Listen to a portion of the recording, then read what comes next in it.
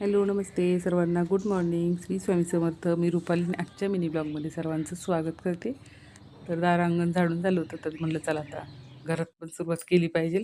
तर जरा गरम पाणी, लिंबू आणि एक मीठ असं टाकून मी कधीतरी मध्ये आधी घेत असते.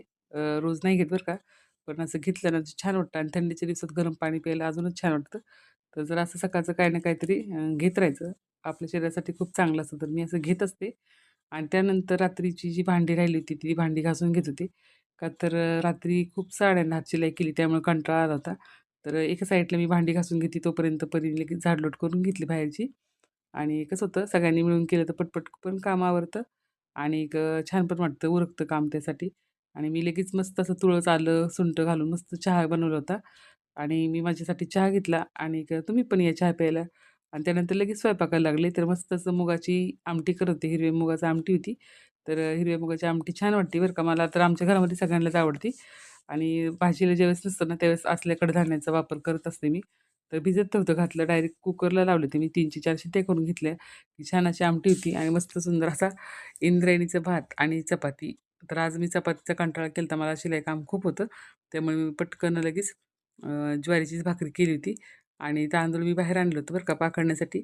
काय होतं त्यामध्ये लिंबाची पानं असतात ना, मग ती जरा फोम करून केले तर त्यातलं काय पडतं ते आतापर्यंत मी आत्ता झाडून काढलं होतं. त्यामुळे मी ना, ज्यावेळेस असं काय स्वच्छ करायचं असेल तर मी बाहेरच करत असते. आणि त्यानंतर मस्त अशा गरम-गरम ज्वारीच्या भाकरी करून घेतल्या.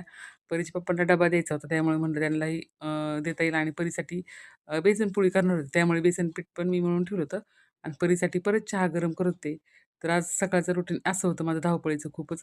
आणि मोठा ब्लॉग बनवायचा होता, पण आता वेळच नसल्यामुळे मी मिनी ब्लॉग बनवते. तर तुम्हाला माझी ब्लॉग पाहायला कसे वाटतात, तर नक्की कमेंट करून नक्की सांगत जावा.